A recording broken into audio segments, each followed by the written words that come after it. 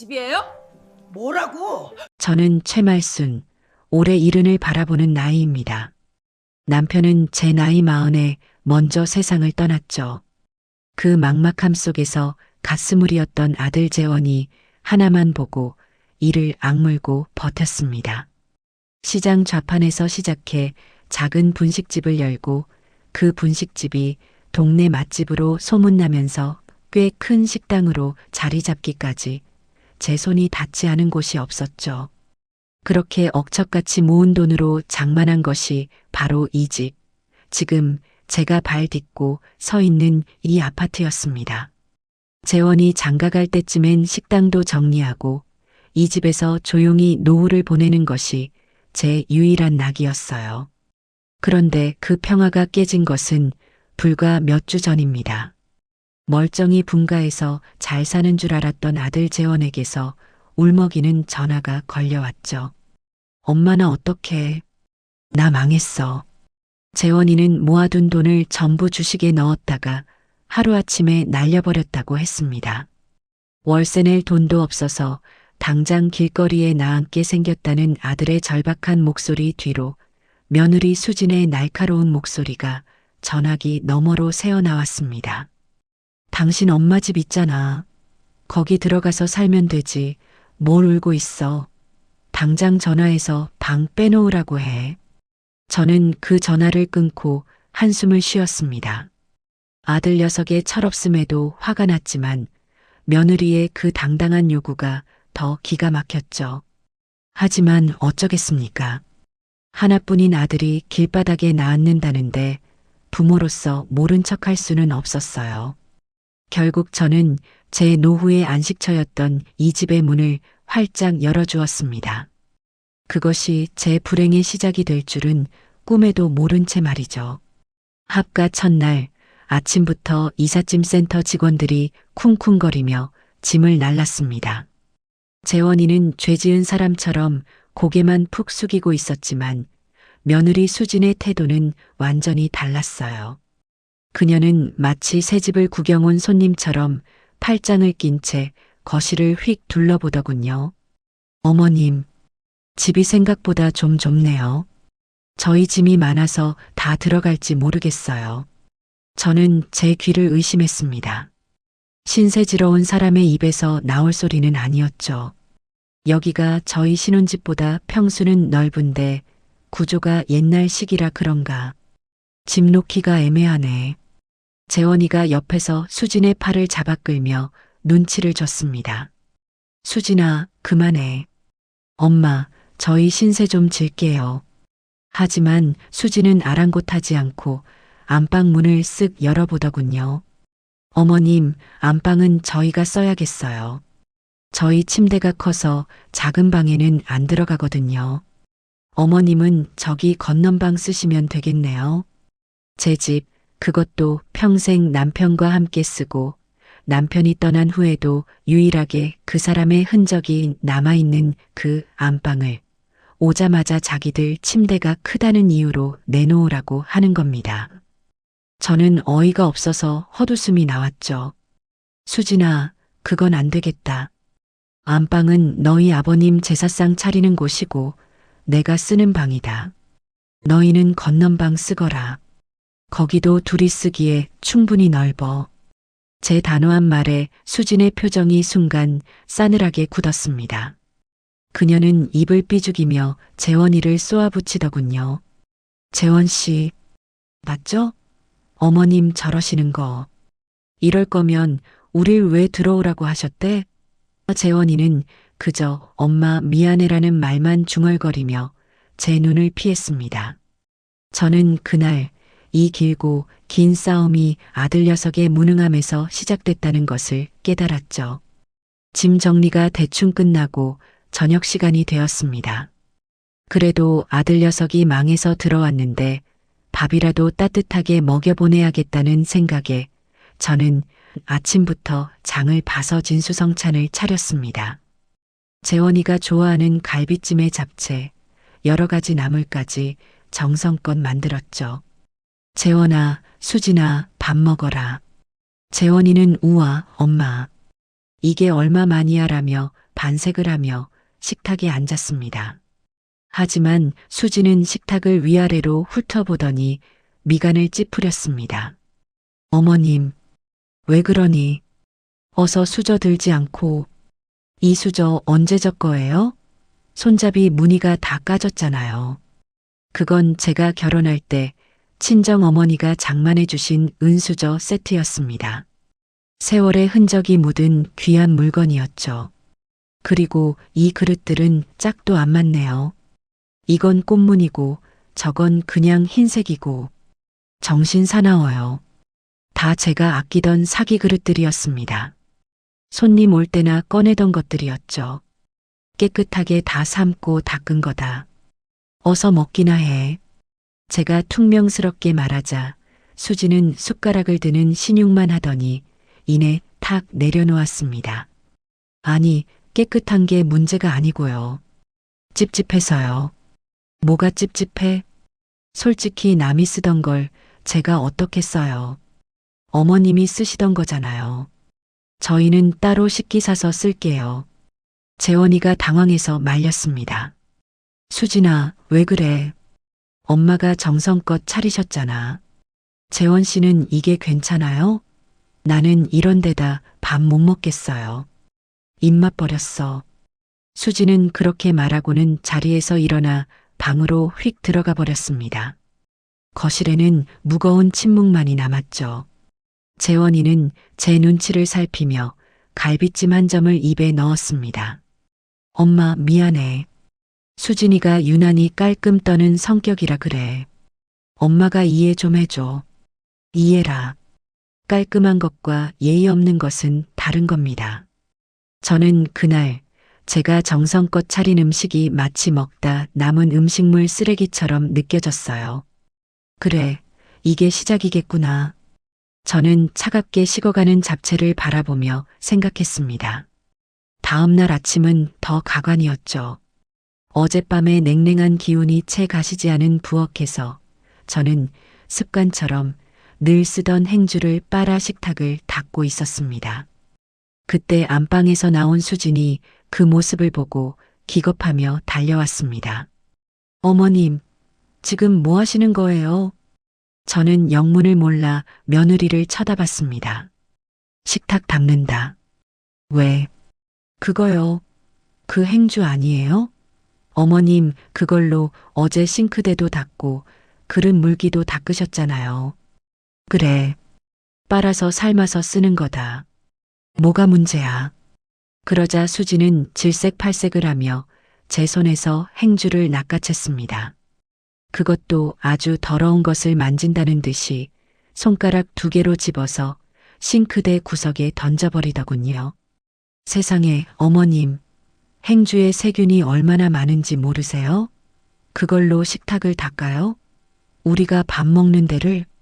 그녀는 제 대답은 들을 생각도 없다는 듯 자기 방으로 쪼르르 달려가더니 커다란 소독용 물티슈통을 들고 나왔습니다.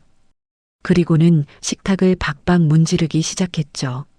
슥슥 소리와 함께 코를 찌르는 알코올 냄새가 부엌에 진동했습니다. 식탁은 이런 소독용 티슈로 닦는 거예요. 한 번 쓰고 버리는 거 아셨어요? 마치 어린애를 훈계하는 듯한 말투였습니다. 어머님이 방금 그 더러운 걸로 식탁을 다 문질러 놔서 소독약 다 쓰게 생겼네. 아, 진짜. 그때 마침 재원이가 부스스한 얼굴로 방에서 나왔습니다. 무슨 일이야, 아침부터. 수지는 기다렸다는 듯이 재원이에게 일러 바쳤죠. 봤어요, 재원 씨? 어머님이 저 더러운 행주로 식탁 닦는 거? 나 저 식탁에서 밥 못 먹어요. 토할 것 같아. 토할 것 같아. 그 말이 제 가슴에 비수처럼 꽂혔습니다. 제 평생의 삶이, 제가 이 집을 갖고 온 방식이 한순간에 더럽고 토할 것 같은 것이 되어버렸어요. 재원이는 아내와 저 사이에서 어쩔 줄 몰라 하며 머리만 극적였습니다. 저는 소독약 냄새로 범벅이 된 식탁을 차갑게 바라보며 말했습니다. 그렇게 깨끗해서 너는 어찌 사니? 나는 평생 그렇게 살았다. 이 집도 그렇게 닦으면서 너희 아빠랑 재원이 키웠고, 제 말에 수지는 코웃음을 쳤습니다.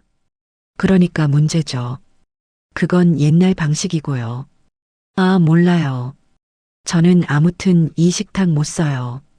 재원 씨, 우리 그냥 식탁 새로 사요. 어머님이랑 같이 쓰는 거 너무 찝찝해. 저는 그 순간 깨달았습니다. 며느리가 문제 삼는 것은 낡은 그릇이나 행주가 아니었어요. 바로 저 시어머니 최말순이라는 존재 자체를 찝찝하고 더럽게 여기고 있다는 것을요. 그날 이후 부엌은 제 공간이 아니게 되었습니다. 재원이와 수진이는 자기들끼리 배달 음식을 시켜 먹거나 수진이가 사온 밀키트 같은 것들을 조리해 먹더군요. 저는 제 방 교자상에서 그릇에 반찬을 덜어다 먹는 신세가 되었죠. 며칠 뒤 수진이가 커다란 상자들을 들고 퇴근하는 것을 봤습니다. 평소와 다르게 잔뜩 상기된 얼굴이었어요. 어머님, 이거 좀 보세요. 제가 드디어 샀어요. 수진이가 현관 바닥에 상자들을 내려놓고는 신이 나서 포장을 뜯기 시작했습니다. 상자 안에서 나온 것은 눈이 시리게 하얀 금태가 둘러진 고급 식기 세트였죠. 이거 독일 황실에서 쓴다는 비사 제품이에요. 백화점 세일에서 겨우 구했잖아요. 그녀는 그릇 하나하나를 손뭉치 다루듯 조심스럽게 꺼내 식탁 위에 늘어놓았습니다. 4인조 세트더군요. 밥그릇, 국그릇, 접시, 컵까지. 제 눈에는 그저 빤빤한 사기 그릇으로 보였지만 수진이에게는 그게 아니었나 봅니다. 재원 씨, 이것 좀 봐요. 너무 예쁘지 않아요? 마침 방에서 나온 재원이도 비싸 보이는데 당신이 이런 걸 다 샀어? 라며 감탄했습니다. 수진이는 으쓱하며 재원이 뺨에 입을 맞추더군요. 이제 우리도 좀 격식 있게 먹고 살아야죠. 안 그래요? 그러더니 수진이는 갑자기 부엌 찬장으로 망설임 없이 걸어갔습니다. 그리고는 의자를 밟고 올라서서 제가 평생 아끼며 모아온 그릇들을 꺼내기 시작했어요. 수진아, 지금 뭐 하는 거니? 아, 어머님 그릇들이요? 이거 이제 자리만 차지하니까 좀 치우려고요. 치우다니? 그거 다 내가 아끼는 것들이다. 너희 시아버지 살아있을 때부터 쓰던 것도 있고 내 어머니가 물려주신 것도 있어. 알아요. 근데 어차피 어머님은 이제 방에서 그 교자상 쓰시잖아요. 이 그릇들 필요 없으시죠? 수진이는 제 대답은 듣지도 않고 제 그릇들을 싱크대 위에 아무렇게나 척척 쌓아 올렸습니다. 그러고는 새로 산 하얀 그릇들을 찬장 가장 잘 보이는 곳에 하나씩 진열하기 시작했죠. 제 그릇들이 있던 자리를 그 번쩍이는 새 그릇들이 완벽하게 차지했습니다. 자, 어때요? 부엌이 다 환해졌네. 진작 바꿀걸. 그럼 내 그릇들은 어쩌고. 저기 베란다 쪽 찬장 제일 위 칸 비어 있던데요. 거기 넣어두면 되겠네요. 어차피 제사 지낼 때나 쓰실 거 아니에요? 그녀는 제 소중한 그릇들을 먼지 쌓인 베란다 찬장 구석으로 밀어 넣었습니다. 그릇 몇 개는 부딪히며 쨍하는 소리를 냈지만 수진이는 눈 하나 깜짝하지 않았죠. 어머님, 이 새 그릇들은 저희 부부 전용이에요. 비싼 거라 어머님이 설거지하다 깨시면 곤란하니까 절대 손대지 마세요. 어머님은 저기 윗칸에 넣어둔 거 꺼내 쓰세요. 아셨죠? 재원이는 그저 수진이가 그릇을 정말 좋아하네라며 머리만 극적일 뿐이었습니다. 저는 그날 제 부엌에서 제 그릇들이 추방당하는 것을 속수무책으로 지켜봐야 했어요. 이제 이 부엌에서 제 흔적은, 제 역사는 완벽하게 지워지고 있었습니다. 수진이가 그어놓은 보이지 않는 선은 이제 하얀 비사 그릇이라는 물리적인 장벽이 되어 저를 밀어내고 있었죠. 그릇 사건 이후로 며칠간은 숨막히는 정적이 흘렀습니다. 수진이는 보란 듯이 새 그릇에 예쁘게 음식을 담아 재원이와 식사를 했고, 저는 제 방에서 베란다 찬장 구석에 처박혔던 낡은 그릇을 꺼내다 밥을 먹었죠. 그러던 어느 날 쌀쌀한 날씨에 뜨끈한 국물이 생각났습니다. 남편이 살아있을 때 참 좋아했던 제가 가장 자신 있는 청국장이 먹고 싶었어요. 그래, 내 집에서 내 밥 해먹겠다는데 누가 뭐라겠나? 저는 일부러 창문을 활짝 열고 청국장을 끓이기 시작했습니다. 구수한 냄새가 온 집안에 퍼져나갔죠. 바로 그때였습니다. 안방 문이 벌컥 열리더니 수진이가 머리를 감싸쥔 채 비틀거리며 뛰쳐나왔습니다. 아, 이게 무슨 냄새예요? 어머님. 수진이는 당장이라도 토할 것처럼 입을 틀어막고 소리쳤습니다. 청국장 끓인다. 너희도 먹을래? 미치셨어요? 지금 집안에 냄새 밴 거 안 보여요? 나 지금 이 냄새 때문에 속 뒤집어져서 토할 것 같단 말이에요. 당장 끄세요. 당장. 그녀는 부엌으로 달려와 가스레인지 불을 휙 꺼버렸습니다. 끓어오르던 뚝배기가 순식간에 잠잠해졌죠. 수진아, 내가 내 집에서 청국장 하나 못 끓여 먹니? 네, 못 끓여요. 이 집이 어머님 혼자 사는 집이에요? 이 집 이제 우리 집이기도 하거든요. 제 옷에, 저 소파에, 이 커튼에 냄새 배면 어떡할 거예요? 이거 세탁비, 드라이클리닝 비용 다 물어주실 거냐고요. 수진이는 분이 안 풀리는지 창문을 모조리 열어젖히고 방향제 스프레이를 집안 곳곳에 미친 듯이 뿌려대기 시작했습니다. 향긋한 라벤더 향과 구수한 청국장 냄새가 뒤섞여 오히려 더 역한 냄새가 진동했죠. 아, 진짜 짜증나. 이 냄새 며칠이나 가겠네. 재원 씨한테 다 이를 거야. 때마침 현관문이 열리고 재원이가 퇴근했습니다. 재원이도 집안에 들어서자마자 코를 찡그렸죠. 엄마, 이게 무슨 냄새야? 수진이는 기다렸다는 듯이 재원이에게 달려가 울상을 지었습니다. 재원 씨, 어머님 좀 봐. 내가 냄새 때문에 힘들다고 그렇게 말씀드렸는데 집에서 이런 걸 끓이셨어. 나 정말 속이 안 좋아서. 혹시나 우리 아기라도 생겼으면 어쩌려고 저러신데. 임신이라는 말에 재원이의 얼굴이 하얗게 질렸습니다.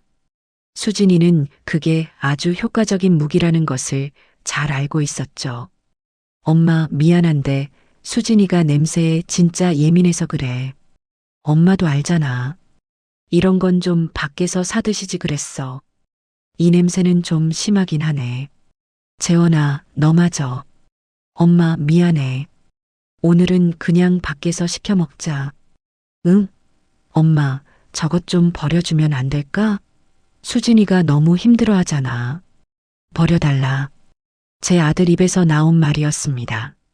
제가 먹으려고 끓인 제 남편과의 추억이 담긴 그 청국장을 버리라고 했습니다. 저는 더 이상 아무 말도 할 수 없었습니다. 끓지도 않은 청국장 뚝배기를 들어 내용물 전부를 음식물 쓰레기 봉투에 쏟아부었습니다. 수진이는 그제야 만족스러운 듯 콧방귀를 끼며 재원 씨, 나 피자 먹고 싶어라고 말하더군요. 저는 제 부엌에서 범죄자 취급을 받으며 차가운 바람이 들어오는 거실을 가로질러 제 방으로 들어와 문을 닫았습니다. 결국 그날 저녁은 피자를 시켜 먹게 되었습니다. 재원이가 제 방문을 두드리더군요. 엄마, 피자 왔어. 나와서 같이 먹어. 저는 끓어오르는 속을 애써 누르며 방에서 나갔습니다. 배가 고프기도 했고 아들 녀석이 그래도 저를 챙기나 싶어 마지막 기대를 걸어봤죠. 저는 습관처럼 식탁 의자를 빼서 앉으려고 했습니다. 그 순간 피자 상자를 들고 있던 수진이 행동을 멈췄습니다. 그녀는 저를 위아래로 훑어보더니 깊은 한숨을 내쉬더군요. 어머님, 뭐 하시는 거예요? 밥 먹으려고 앉는다. 왜? 지금 진심이세요? 어머님 온몸에서 아직도 그 냄새 나는 거 몰라요? 수진이는 코를 막는 신용까지 해보였습니다. 아까 그 청국장 냄새, 머리카락이랑 옷에 다 배셨을 텐데 저희랑 같이 못 먹겠어요. 죄송하지만 그냥 방에 가서 드시면 안 될까요? 저는 제 귀를 의심했습니다. 뭐라고? 내 방에서 밥을 먹으라고? 네, 솔직히 말씀드려서 저 비위 약하거든요.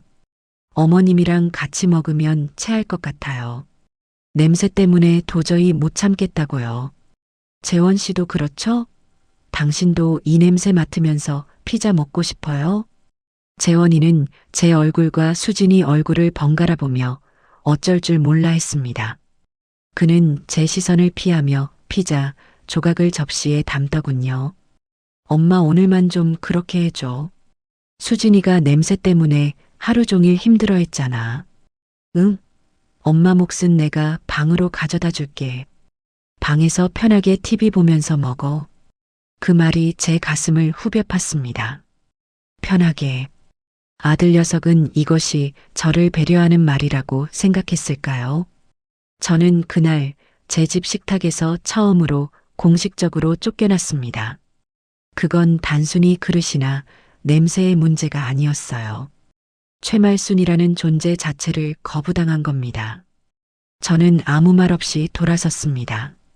재원이가 제 손에 피자 한 조각이 담긴 접시를 쥐어주었죠. 방문이 닫히자마자 거실에서 두 사람이 아무렇지도 않게 웃고 떠드는 소리가 들려왔습니다. 저는 차갑게 식어가는 피자 조각을 들고 한참을 멍하니 서 있었습니다. 제 평생을 바쳐 이룬 이 집에서 저는 이제 식탁에 앉을 자격조차 없는 존재가 되어버린 겁니다. 그날 이후 제 방에서 혼자 밥을 먹는 것이 당연한 일상이 되었습니다. 수진이는 아예 제 밥과 국을 작은 쟁반에 담아 제 방문 앞에 놓고 노크를 하더군요. 어머님 식사하세요. 그 목소리는 마치 교도소에서 밥 넣어주는 간수처럼 차갑고 기계적이었습니다. 며칠 그렇게 방바닥에 쟁반을 놓고 밥을 먹다 보니 허리와 무릎이 쑤셔왔습니다. 뜨거운 국그릇을 들고 먹다가 손을 대일 뻔한 적도 한두 번이 아니었죠. 이러다간 병나겠다. 내 집 식탁인데 개들 없을 때라도 편하게 가서 먹어야겠다. 그날 점심 재원이와 수진이가 모두 출근한 것을 확인하고 부엌으로 나갔습니다. 그리고 식탁 의자에 앉으려는데 수진이가 놓고 간 서류를 가지러 다시 돌아왔더군요.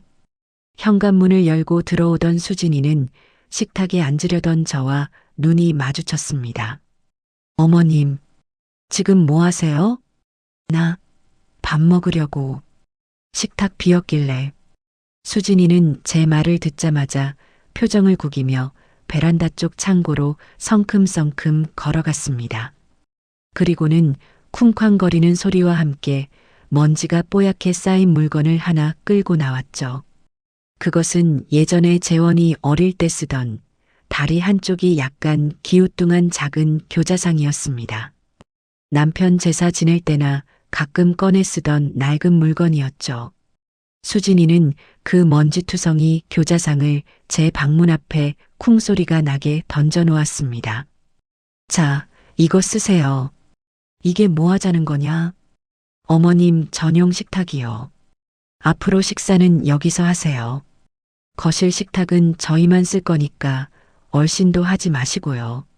뭐, 이 먼지 구덩이에서 나더러 밥을 먹으라고? 더러우면 닦아 쓰시면 되잖아요. 어차피 어머님은 방에서만 식사하시는데 이게 딱이네요.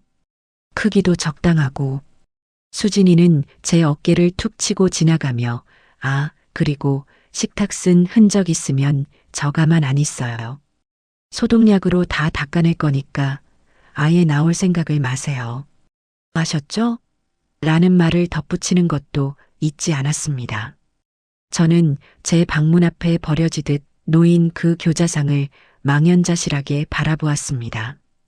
먼지 쌓인 상판 위로 재원이가 어릴 때 장난감 칼로 그어놓은 흠집이 보였습니다. 한때는 우리 가족의 단란한 추억이 담겨 있던 물건이 이제는 저를 격리하는 모욕의 상징이 되어버린 겁니다. 저는 걸레를 빨아와 먼지를 닦아냈습니다. 제 얼굴을 닦는 것인지 상을 닦는 것인지 모를 만큼 비참한 심정이었죠. 그날 밤 저는 잠도 자지 않고 재원이를 기다렸습니다. 이 모욕을, 이 수치를 아들 녀석에게는 알려야 했습니다. 아들만은 제 편이 되어줄 거라 믿고 싶었죠. 재원이가 피곤한 기색으로 집에 돌아왔을 때 저는 방문 앞에 놓인 교자상을 가리키며 녀석을 붙잡았습니다. 재원아, 엄마 왜 그래? 피곤한데. 너도 봤니? 수진이가 나한테 한 짓.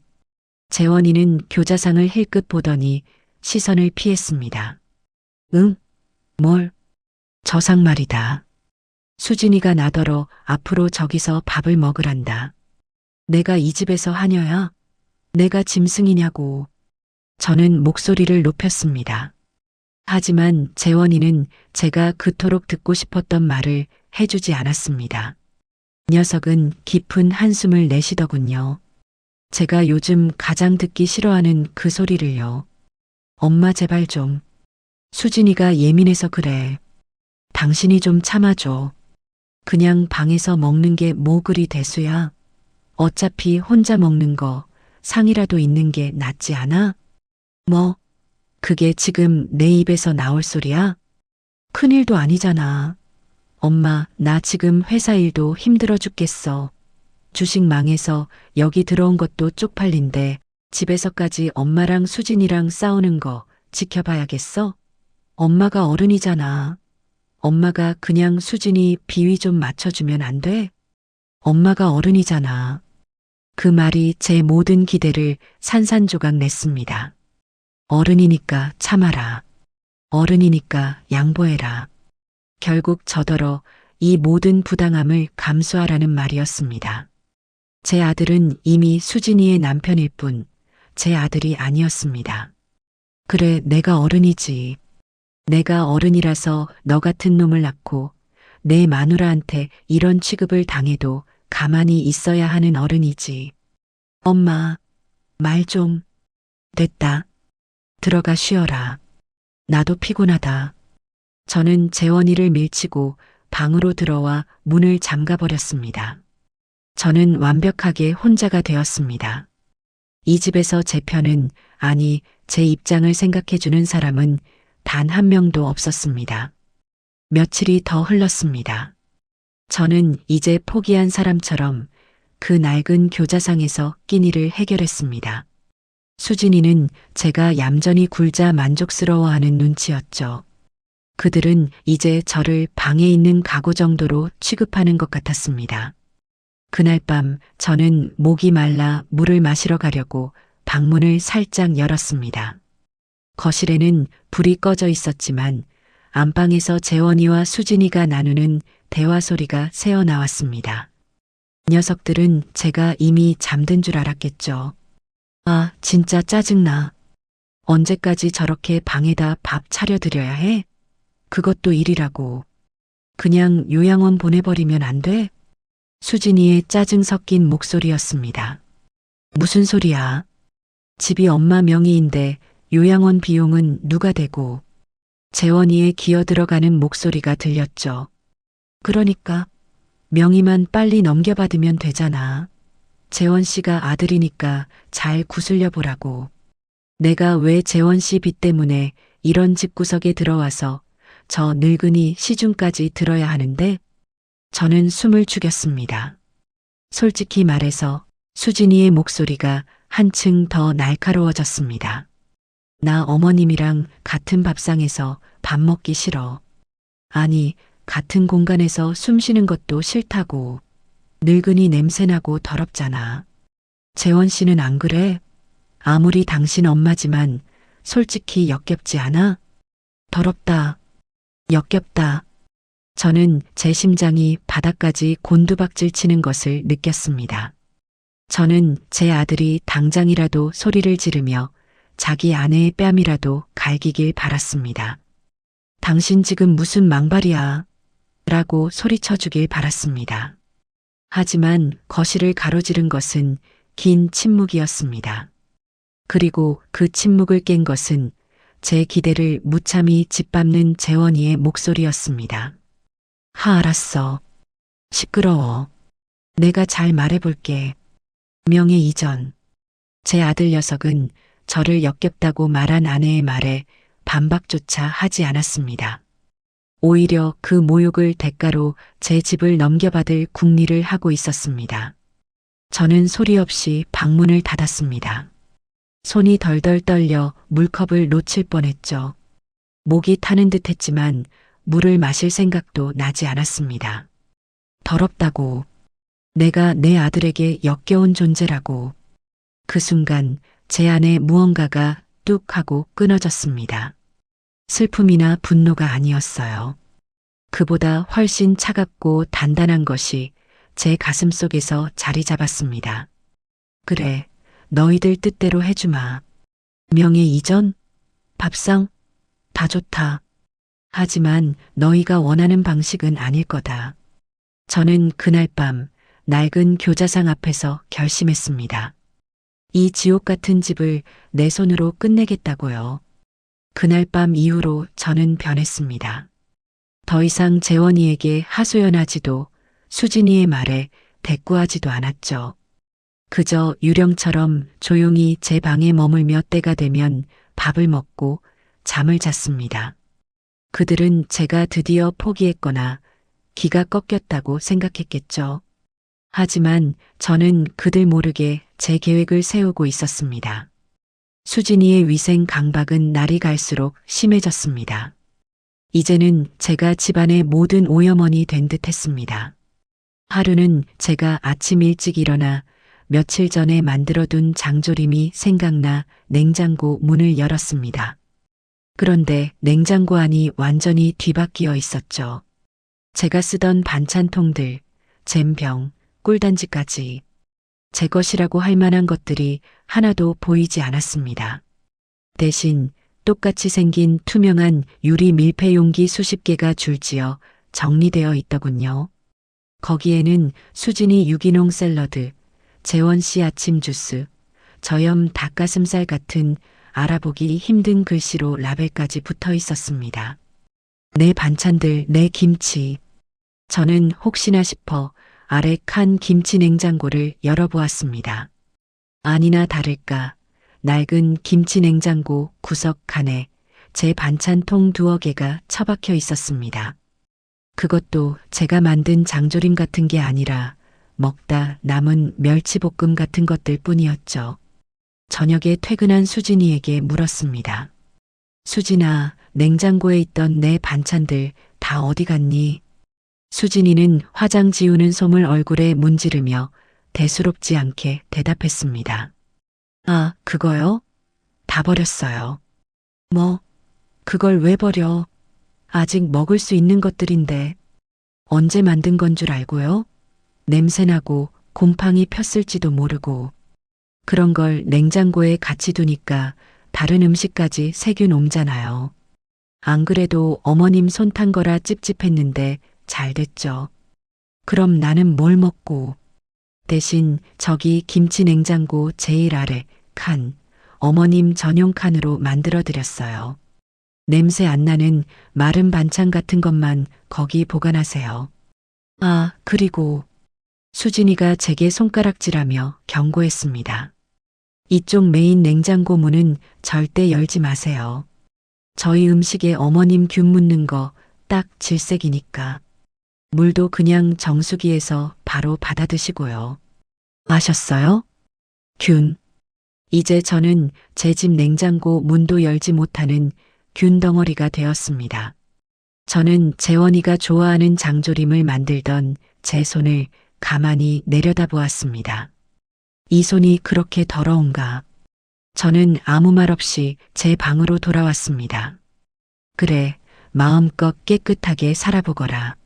며칠 뒤에는 세탁실에서 일이 터졌습니다. 제가 며칠간 모아둔 제 속옷과 겉옷 몇 벌을 세탁기에 돌리고 난 뒤였죠.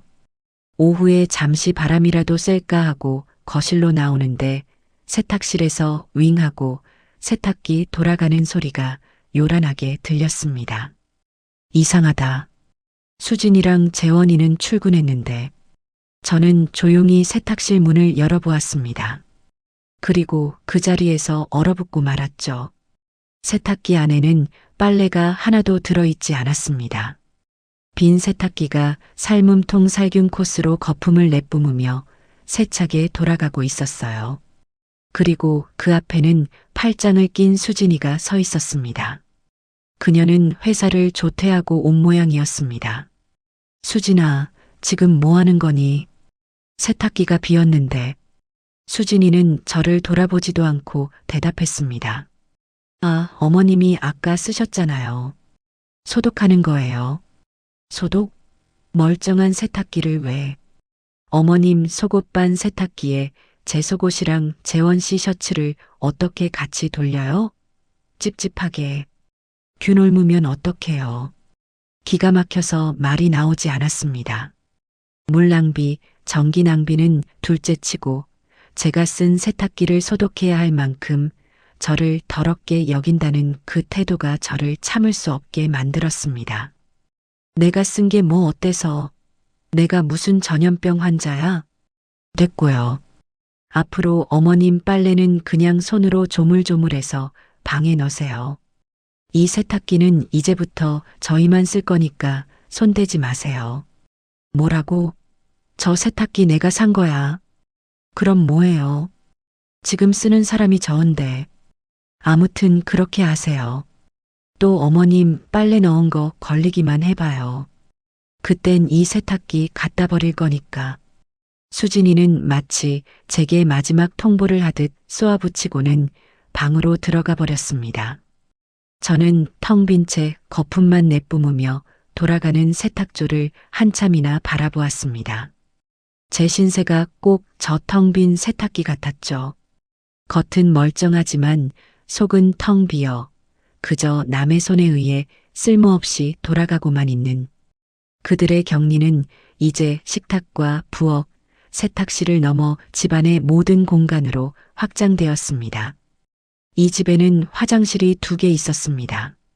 안방에 딸린 비교적 새 것과 거실에 있는 낡은 공용 화장실이었죠. 그들은 안방을 차지했으니 당연히 안방 화장실을 썼고 저는 거실 화장실을 썼습니다. 그런데 어느 추운 겨울 아침 제가 급하게 화장실을 가려고 거실 화장실 문을 열려는데 문이 잠겨 있었습니다. 안에 있나? 하지만 집안은 조용했습니다. 재원이와 수진이는 아직 일어나지도 않은 시간이었죠. 저는 손잡이를 다시 돌려보았지만 꿈쩍도 하지 않았습니다. 수진아, 재원아, 화장실 문 왜 잠갔니? 제가 소리를 지르자 안방 문이 열리고 잠옷바람에 수진이가 부스스한 얼굴로 걸어 나왔습니다. 아, 왜 아침부터 소리를 지르세요? 화장실 문 말이다. 왜 잠가놨어? 아, 그거요. 어머님. 수진이는 하품을 쩍하며 말했습니다. 이 거실 화장실 오늘부터 저희가 쓰기로 했어요. 무슨 소리야? 너희는 안방 화장실 있잖니. 안방 화장실은 재원 씨 전용이에요. 아침에 씻는 시간이 겹치니까 이젠 제가 여기 쓰려고요. 손님용으로도 써야 하고 깨끗하고 좋네요. 그럼 나는 어디를 쓰라고. 저는 정말이지 황당해서 소리를 질렀습니다. 그러자 수진이는 제 어깨 너머 베란다 쪽을 턱짓으로 가리켰습니다. 어머님은 저기 베란다에 딸린 창고 화장실 있으시잖아요. 제 심장이 쿵 내려앉았습니다. 그곳은 사람이 쓰는 화장실이 아니었습니다. 이 아파트가 아주 낡았을 때 재개발되기 전에 있던 흔적이었습니다. 지금은 걸레를 빨거나 화분을 놓는 창고 구석에 냄새나고 타일도 깨진 작은 변기일 뿐이었죠. 난방도 되지 않아 겨울에는 얼음장 같은 곳이었습니다. 거길 나더러 쓰라고? 제정신이야? 거긴 사람 쓰는 데가 아니야. 왜 아니에요? 어제 물 내려보니까 잘만 내려가던데. 어차피 어머님은 냄새나니까 저희랑 같은 화장실 못 써요. 저희가 쓰는 깨끗한 공간에 어머님 균 묻히기 싫거든요. 이젠 거실 화장실도 쓰지 마세요. 제가 매일 검사할 거예요. 그 순간 저는 참을 수 없는 모멸감에 손을 들어 올렸습니다. 하지만 수진이는 제 손을 공중에서 낚아채며 제 눈을 똑바로 쳐다보더군요. 지금 저 치시게요? 치세요. 치고 이 집에서 당장 쫓겨나시든가. 그녀의 눈빛은 확신에 차 있었습니다. 제가 아들 때문에, 이 집 때문에 꼼짝 못할 거라는 확신이었죠. 저는 부들부들 떨리는 손을 내렸습니다. 그래, 알았다. 알았어. 저는 얼음장 같은 베란다, 화장실로 향했습니다. 그곳에서 볼일을 보며 저는 더 이상 눈물을 흘리지 않았습니다. 대신 차가운 결심이 제 온몸을 감쌌죠. 그래, 수진아. 재원아. 너희가 그토록 원하는 깨끗한 집, 내가 만들어주마. 나라는 균이 완전히 사라진 집을 말이다. 저는 그날 바로 제 계획을 실행에 옮기기로 마음먹었습니다. 그들이 제 존재 자체를 균덩어리 취급하며 집안의 모든 공간에서 저를 격리하기 시작한 이후 저는 오히려 마음이 차분해지는 것을 느꼈습니다. 더 이상 그들에게 일말의 기대도 아들에 대한 모정도 남아있지 않았기 때문이죠. 저는 그저 짐승처럼 제 방에 딸린 그 낡은 교자상과 얼음장 같은 베란다, 화장실만을 오가며 때를 기다렸습니다.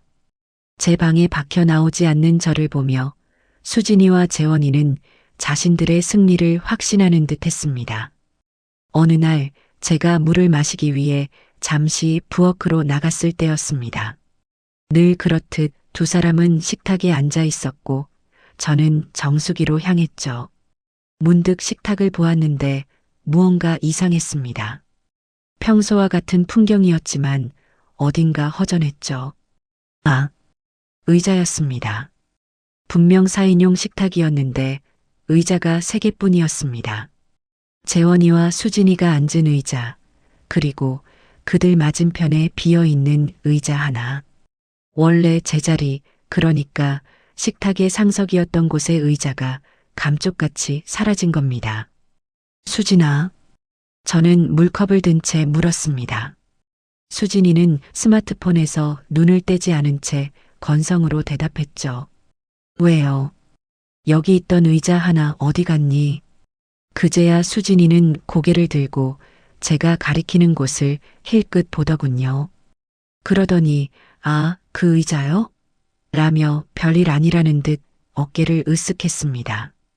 저기 베란다 창고에 치워버렸어요. 뭐, 멀쩡한 의자를 왜 치워? 보세요. 어차피 3인 가족인데 의자가 4개일 필요 없잖아요. 자리만 차지하고. 그리고 저쪽이 베란다 나가는 길목이라 그 의자 때문에 자꾸 동선이 꼬이더라고요. 안 그래도 좁아 죽겠는데 거추장스러워서요. 거추장스러워서 제가 앉던 의자가 그들의 동선에 방해가 되는 거추장스러운 물건이 되어버린 겁니다. 어차피 어머님은 이제 식탁에서 식사 안 하시잖아요. 방에서 그 교자상 편하게 쓰시는데 식탁 의자 필요 없으시죠? 오히려 거실이 넓어 보여서 훨씬 낫네요. 재원이가 옆에서 거들었습니다. 그러게 엄마. 엄마 방에서 편하게 드시는데 의자 필요 없잖아. 수진이가 정리 잘했네. 집이 다 넓어 보인다. 저는 그들을 잠시 바라보았습니다. 3개의 의자만 덩그러니 놓인 4인용 식탁. 그 모습은 마치 이 집에서 제 존재가 물리적으로 거세당했음을 보여주는 듯 했습니다. 저는 더 이상 아무 말도 하지 않고 물컵을 들고 제 방으로 돌아왔습니다. 그래, 잘했다. 너희가 내 흔적을 지워줄수록 내 결심은 더 단단해지니까. 세 개의 의자. 참으로 보기 좋은 그림이었죠. 시간은 속절없이 흘러 제 생일이 다가왔습니다. 물론 저는 그들에게 제 생일이라는 사실을 알리지 않았습니다.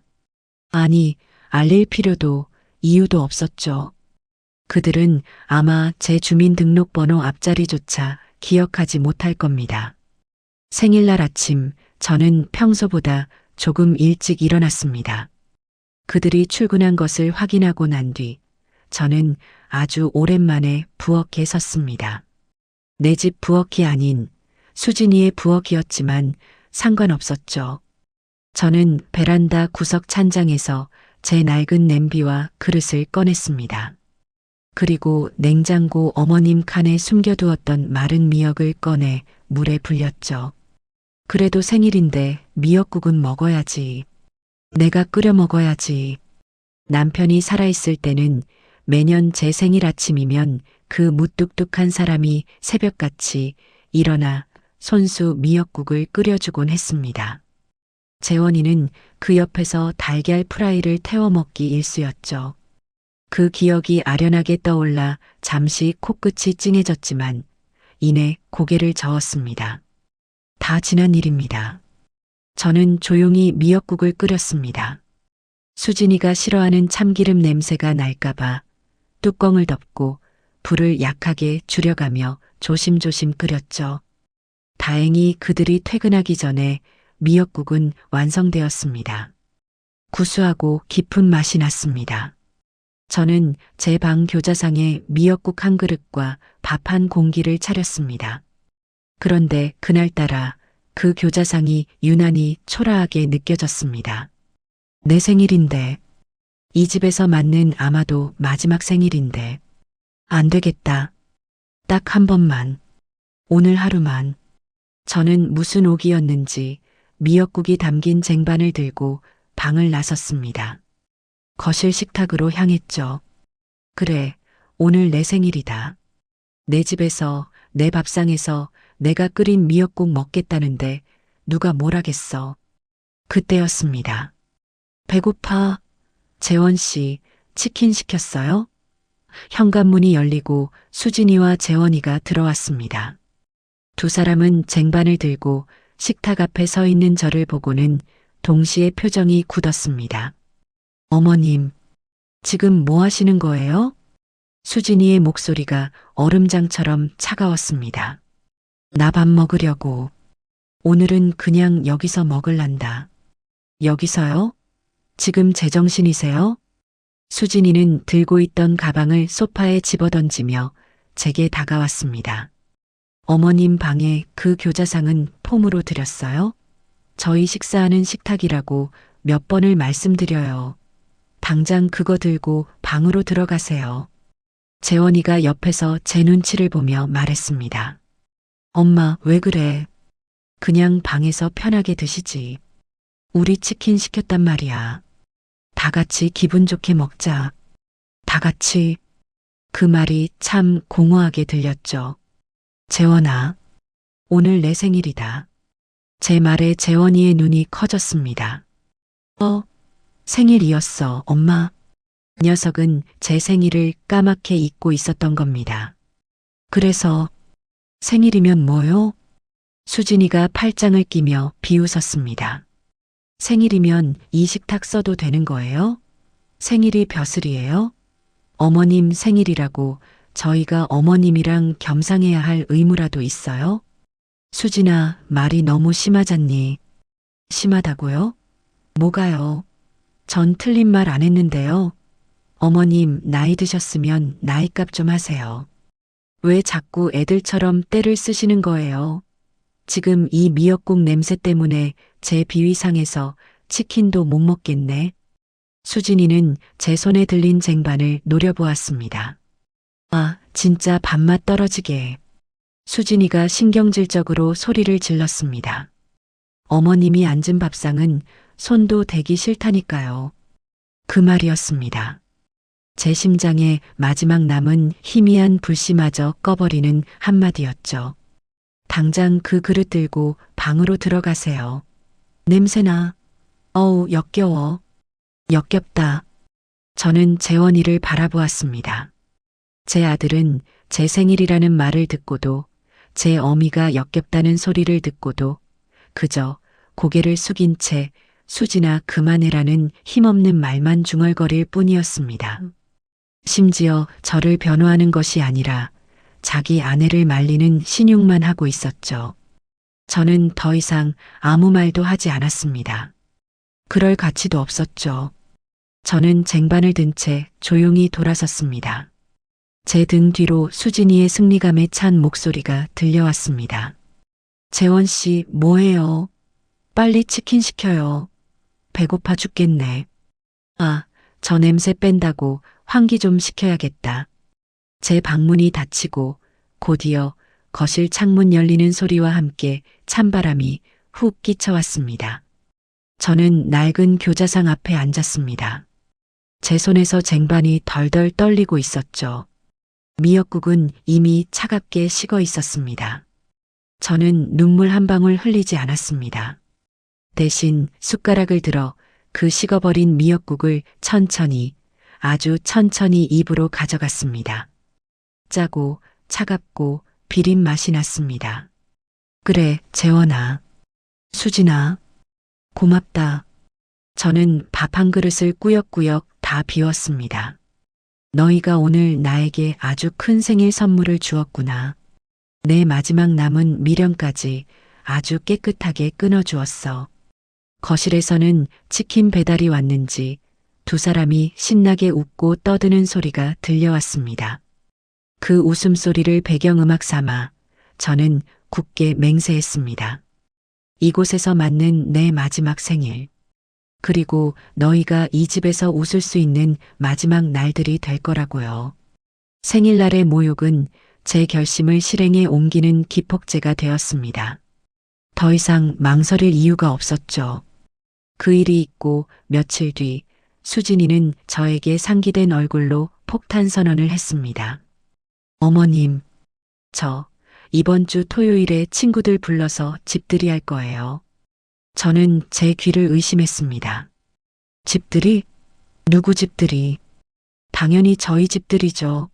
친구들이 저희 이사 온 집 궁금하다고 얼마나 성화였는지 몰라요. 안 그래도 재원 씨 빚 때문에 이런 낡은 집에 들어와서 창피해 죽겠는데 집들이라도 거하게 해야 제 체면이 살죠. 제 집이었습니다. 제가 평생을 바쳐 마련한 엄연히 내 명의로 된 집에서 저를 방구석에 처박아 둔 며느리가 자기 집이라며 집들이를 하겠다는 겁니다. 기가 막혔지만 저는 아무렇지 않은 척 대답했습니다. 그래, 알았다. 제 덤덤한 반응에 수진이는 오히려 김이 센 듯 했습니다. 그러더니 곧바로 본색을 드러내더군요. 알아들으셨으면 그날은 절대 방에서 나오시면 안 돼요. 뭐라고? 제 친구들 다 교양 있고 깔끔한 애들이에요. 괜히 어머님 왔다 갔다 하시면서 분위기 흐리지 마시라고요. 혹시라도 어머님 보고 모시고 사는 거냐느니 불편하겠다느니 그런 소리 듣기 싫거든요. 제 말 무슨 뜻인지 아시죠? 그녀는 저를 보여주기 창피한 숨겨야 할 짐짝 취급을 했습니다. 그럼 화장실은 어쩌고? 베란다에 있는 거 쓰시라고 했잖아요. 아, 진짜 말기 못 알아들으시네. 그날은 점심쯤부터 저녁 늦게까지 사람들 있을 거니까 아예 방문 잠그고 나오실 생각도 마세요. 식사는 제가 미리 빵이랑 우유 같은 거 넣어드릴 테니까 그걸로 대충 해결하시고요. 저는 말없이 고개를 끄덕였습니다. 수진이는 제가 그토록 고분고분하게 나오자 의심의 눈초리를 잠시 보내더니 이내 만족스러운 듯 콧방귀를 뀌며 방으로 들어갔습니다. 그래, 집들이 아주 성대하게 하거라. 그게 내 마지막 파티가 될 테니까. 드디어 집들이 당일이 되었습니다. 아침부터 수진이는 분주했습니다. 재원이를 닥달해 거실을 쓸고 닦게 하고 주문한 고급 케이터링 음식들이 배달되어 오기 시작했죠. 맛있는 냄새가 온 집안에 진동했지만 저는 제 방에서 꼼짝도 할 수 없었습니다. 수진이는 약속대로 제 방에 모닝빵 몇 개와 우유 한 팩을 아침 일찍 던져주고 갔습니다. 오후가 되자 초인종이 울리기 시작했습니다. 수진이의 친구들인 듯 젊은 여자들의 하이톤의 목소리와 웃음소리가 거실을 가득 메웠습니다. 어머, 수진아. 집 너무 좋다.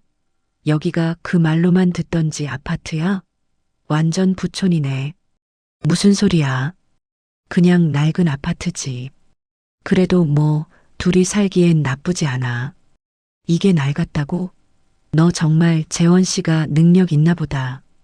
이런 데를 다 사주고. 수진이는 깔깔거리며 웃었습니다. 아니야, 그냥 재원 씨가 나 고생 안 시키려고 무리 좀 했지.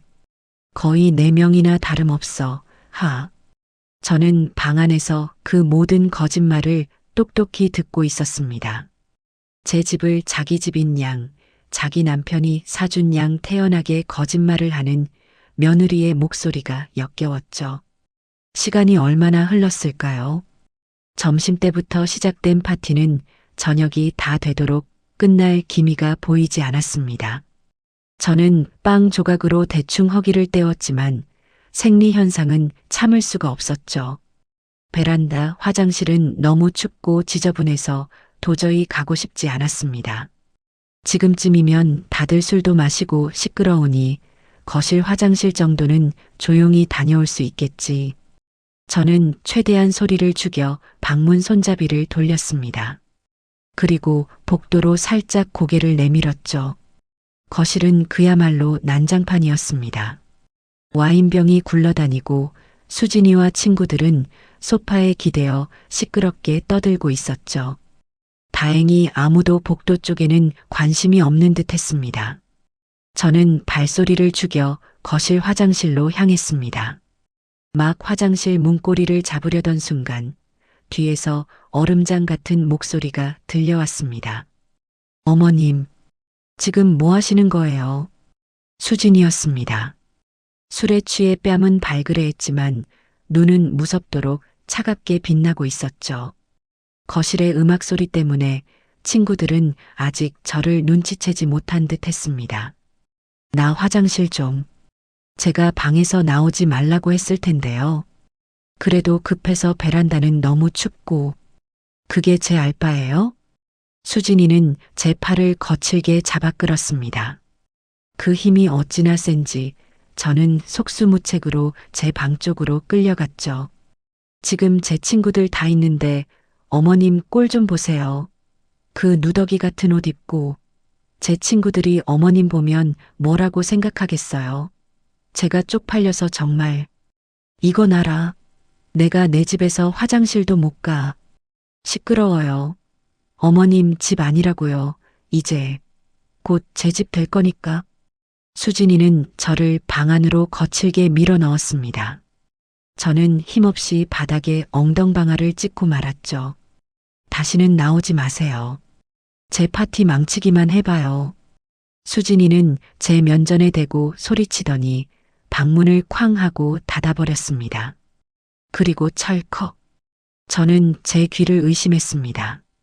분명히 문 밖에서 잠금쇠가 걸리는 소리가 들렸습니다. 저는 멍하니 있다가 비틀거리며 일어나 방문 손잡이를 돌려보았습니다. 꿈쩍도 하지 않았습니다. 밖에서 문을 잠가버린 겁니다. 제 방은 원래 안에서는 잠글 수 있어도 밖에서는 열쇠가 없으면 잠글 수 없는 구조였습니다. 수진이가 일부러 자물쇠를 사다 달았거나 아니면 이중 잠금 장치를 걸어버린 게 틀림없었습니다. 저는 잠긴 방문 앞에 주저앉았습니다. 저를 제 집, 제 방에 가뒀습니다. 손님들 보기 창피하다는 이유로 늙은 어미를 방에 가둬버린 겁니다. 방음도 제대로 되지 않는 문 밖에서는 수진이가 아무 일도 없었다는 듯이 다시 밝은 목소리로 친구들과 떠드는 소리가 들려왔습니다. 아, 미안. 잠깐 벌레가 나와서. 하. 벌레. 그 순간 제 안에 마지막 남은 무언가가 완전히 부서져 내렸습니다. 슬픔도 분노도 아니었습니다. 그것은 죽음과도 같은 차가운 무였습니다. 저는 그 차가운 방바닥에 앉아 문 밖에서 울려 퍼지는 그들의 행복한 웃음소리를 들었습니다. 밤이 깊어지고 새벽이 가까워져서야 문 밖이 조용해졌습니다. 그리고 한참 뒤 철컥하고 문이 열리는 소리가 들렸죠. 수진이가 술이 거나하게 취한 얼굴로 문에 기대어 서 있었습니다. 아, 깜빡했네. 주무셨어요? 뭐 상관없지만. 아, 피곤해. 수진이는 비틀거리며 자기 방으로 들어갔습니다. 저는 갇혀있던 방에서 천천히 걸어 나왔습니다. 난장판이 된 거실에는 술병과 음식물 쓰레기가 가득했습니다. 저는 그 한가운데 우두커니 서 있었습니다. 그래, 끝났다. 정말로 모든 게 끝났어. 저는 더 이상 이 집의 주인이 아니었습니다. 저는 그저 벌레였고 균이었고 갇혀도 싼 늙은이에 불과했습니다. 그날 밤 저는 한숨도 자지 않았습니다. 대신 제 통장과 도장, 그리고 신분증을 챙겼습니다. 날이 밝자마자 저는 제 인생에서 가장 중요한 결정을 실행에 옮기기 위해 이 지옥 같은 집을 나섰습니다. 다음 날 아침 저는 재원이와 수진이가 덜 깬 얼굴로 거실에 나오기 전에 집을 나섰습니다. 밤새 술에 취해 뻗어 있던 두 사람은 제가 현관문을 열고 나가는 소리조차 듣지 못했죠. 어머님, 일찍 어디 가세요? 제가 거실에서 제 외투를 챙겨 입자 마침 물을 마시러 나온 수진이가 눈을 개슴츠레 뜨고 물었습니다. 어젯밤 저를 가뒀던 일은 기억도 못하는 건지 아니면 기억하고도 모른 척하는 건지 그 태연한 얼굴이 소름 끼쳤습니다. 병원 좀 다녀오려고. 저는 미리 준비한 대답을 했습니다. 이 대답은 어젯밤 그 차가운 방바닥에서 생각해낸 제 계획의 첫 번째 단계였죠. 병원요? 어머님 어디 아프세요? 수진이의 목소리에 걱정은 단 1%도 없었습니다. 오히려 드디어라는 듯한 숨길 수 없는 기대감이 묻어났죠. 요즘 통다리도 쑤시고 허리도 아프고 밤에 잠도 잘 못 자고 아무래도 정밀 검사를 한번 받아봐야 할 것 같다. 나이도 있고 하니. 저는 일부러 다리를 절뚝이는 신용까지 하며 힘없는 목소리를 냈습니다. 아, 그러세요? 그럼 진료 잘 받고 오세요. 혹시 뭐 입원이라도 하셔야 한대요? 글쎄다. 가봐야 알겠지. 어쩌면 그냥 요양원 같은 데라도 알아봐야 할지도 모르겠다. 너희한테 짐 되기도 싫고. 제 입에서 요양원이라는 말이 나오자 수진이의 눈이 반짝 빛나는 것을 저는 놓치지 않았습니다. 그녀는 애써 입꼬리를 누르며 가증스러운 위로를 건넸습니다. 어머님, 무슨 그런 섭섭한 말씀을. 그래도 저희가 있는데. 하지만 어머님 건강이 제일 중요하니까요. 의사 선생님 말씀 잘 들어보세요. 그래, 다녀오마. 그때 안방에서 재원이가 부스스한 얼굴로 나왔습니다. 무슨 일이야? 아침부터 엄마 어디가? 병원 가신대. 건강검진 받으러. 몸이 안 좋으시다고. 수진이의 목소리는 평소와 다르게 아주 상냥했습니다. 재원이도 제 행색을 보더니 엄마 그래. 병원은 잘 다녀와. 결과 나오면 얘기해줘. 우리가 도울 일 있으면 돕고. 라며 어색하게 말했습니다. 그 돕는다는 말이 요양원 수속을 의미한다는 것을 저는 모를 리 없었죠. 저는 그들의 완벽한 착각과 기대를 뒤로하고 현관문을 나섰습니다. 심장이 이상하게 두근거렸지만 두렵지는 않았습니다. 오히려 해방감이 느껴졌죠. 저는 병원으로 가지 않았습니다. 제 발길이 향한 곳은 이 동네에서 가장 오래되고 가장 유능하기로 소문난 대박 공인중개사 사무소였습니다. 제가 이 아파트를 살 때도 신세를 졌던 곳이죠. 아니, 이게 누구요? 최 사장님 아니십니까? 요즘 식당은 어떠세요? 김 사장이 저를 보고 반갑게 맞이했습니다. 그는 제가 식당을 정리한 것을 아직 모르는 듯 했습니다. 오랜만이네요, 김 사장. 식당은 진작에 정리했어요. 오늘은 다른 일 때문에 왔습니다. 다른 일이라면? 저는 그의 맞은편 의자에 깊숙이 앉아 제 가방에서 등기권리증 사본을 꺼내 테이블 위에 올려놓았습니다. 이 집 팔려고요. 김 사장의 눈이 동그래졌습니다. 네, 이 집을요? 사장님 평생 모은 재산 1호 아니었습니까? 그걸 왜 파세요? 혹시 재원군한테 무슨 일이라도. 그런 거 아닙니다. 그냥 이제 저도 나이 들고 하니 다 정리하고 조용한 데로 가고 싶어서요. 아니 그래도 이건. 김 사장. 저는 그의 말을 잘랐습니다. 제 목소리는 낮고 단호했죠. 제가 지금 농담하러 온 거 아닙니다. 이 집 팔아주세요. 조건이 있습니다. 제 단호한 태도에 김 사장도 직감적으로 무언가 심상치 않은 일이 있음을 깨달은 듯 자세를 고쳐 앉았습니다. 첫째, 최대한 빨리 팔아야 합니다. 시세보다 조금 손해를 보더라도 현금으로 바로 치를 수 있는 사람이면 좋겠어요. 소위 말하는 금매로 내놓을 겁니다. 둘째, 그리고 가장 중요한 겁니다. 아주 조용히 진행해야 합니다. 절대 저희 아들 내외는 이 사실을 알아서는 안 됩니다. 네, 아드님 모르게 집을 파신다고요? 사장님, 그건 내 집이고 내 명의입니다.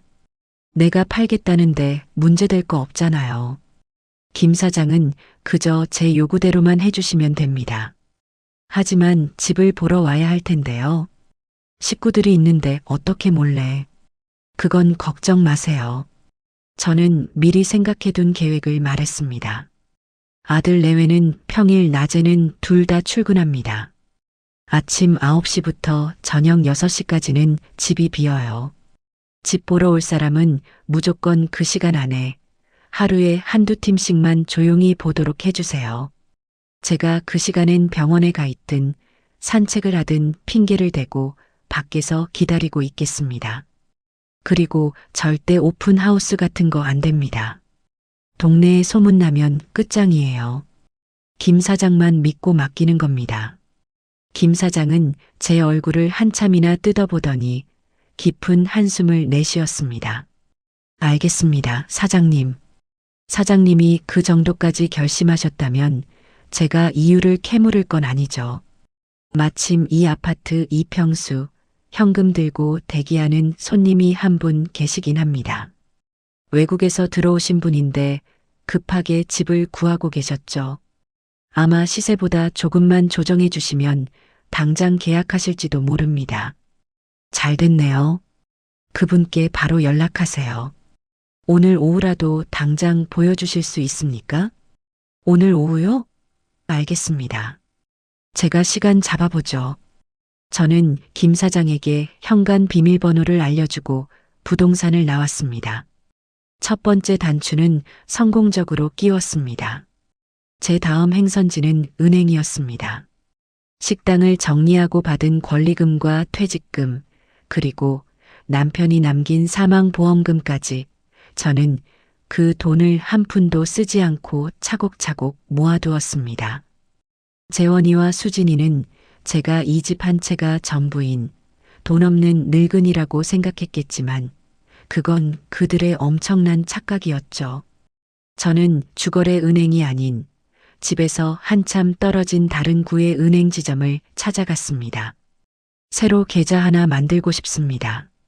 그리고 다른 은행에 흩어져 있는 제 예금이랑 보험 전부 이쪽으로 모으려고요.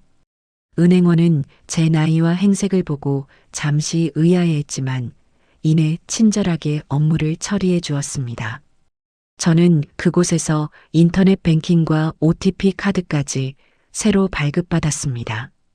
제 모든 자산을 한 곳으로 모으고 그들 모르게 관리할 준비를 마친 겁니다.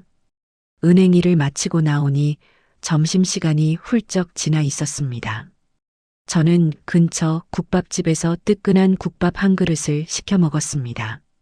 얼마 만에 남의 눈치 안 보고 식탁에 앉아 편하게 먹는 밥인지 눈물이 날 것 같았지만 참았습니다. 오후 2시쯤 김 사장에게서 전화가 걸려왔습니다.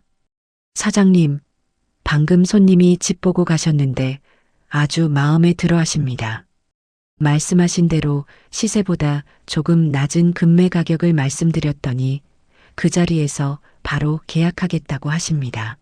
내일 당장 계약금 쏘겠답니다. 사장님, 듣고 계세요? 아, 네. 그렇게 빨리요? 네. 이런 급매물은 타이밍입니다. 어떠세요? 진행할까요? 저는 잠시 눈을 감았습니다. 제 평생이 담긴 집이었습니다. 하지만 망설임은 짧았죠. 네. 진행하세요. 내일 바로 계약서 쓰겠습니다. 잔금 날짜는 가장 빠른 날로 잡아주세요. 알겠습니다. 그럼 내일 오전에 사무실에서 뵙겠습니다. 전화를 끊고 저는 한참이나 그 자리에 서 있었습니다. 일이 너무나도 순조롭게 풀리고 있었습니다. 하늘이, 아니 먼저 간 내 남편이 저를 돕고 있다는 생각마저 들었습니다. 저는 그날 병원에서 검사받느라 지쳤다는 핑계를 대고 저녁 늦게 집으로 돌아갔습니다. 수진이는 소파에 누워 TV를 보다가 저를 힐끗 보더니 물었습니다. 검사 결과는 어떻게 나왔대요? 뭐래요? 저는 가장 지치고 가장 절망적인 표정을 지으며 대답했습니다. 심각하단다. 네. 뭐가요? 의사가 당장 큰 병원 가서 다시 검사 받아보라고 하더라. 아무래도 오래 못 살 것 같아. 제 말에 수진이의 표정이 순간 굳는가 싶더니 이내 알 수 없는 미소로 바뀌는 것을 저는 똑똑히 보았습니다. 그녀는 당황한 재원이의 팔을 꼬집으며 억지로 슬픈 목소리를 냈죠. 어머님, 그게 무슨 말씀이세요? 오진일 거예요. 네. 재원 씨, 그렇죠? 재원이는 엄마 그럴 리가라며 말을 더듬었습니다. 됐다. 나 피곤하니 들어간다. 내일도 병원 가봐야 하니 당분간은 나 찾지 말아라. 저는 제 방으로 들어가 문을 잠갔습니다. 문 밖에서 두 사람의 수군거리는 소리가 들려왔습니다. 잘 됐네. 오래 못 산대. 그럼 저 집 그냥 우리 거 되는 거 아니야? 수진아, 말 조심해. 그래도 우리 엄마인데. 엄마는 무슨, 저 늙은이 없으면 우리 빚도 다 갚고 이 집에서 편하게 사는 거야. 어휴, 속 시원해. 저는 그들의 대화를 들으며 차갑게 웃었습니다. 그래, 마음껏 기뻐해라. 너희가 기뻐할 날도 이제 얼마 남지 않았으니까. 저는 그렇게 제 인생을 건 가장 은밀하고도 통쾌한 계획을 차근차근 진행하고 있었습니다. 그들의 탐욕이 제 예상보다 더 깊고 어둡다는 것을 확인하는 데는 그리 오랜 시간이 걸리지 않았습니다. 제가 시한부 행세를 시작하자 녀석들의 태도는 노골적으로 바뀌었죠. 더 이상 저를 더러운 균 취급하며 피하지 않았습니다. 대신 마치 곧 쓰러질 사람을 대하듯, 하지만 그 눈빛에는 숨길 수 없는 탐욕이 번득이며 제 주변을 맴돌기 시작했습니다. 다음 날 저는 약속대로 김 사장을 만나러 가기 위해 아침 일찍 집을 나섰습니다. 어제 시한부 선고를 받은 늙은이치고는 발걸음이 제법 굳건했죠. 수진이는 제가 현관을 나설 때까지 소파에 누워 눈도 마주치지 않았습니다.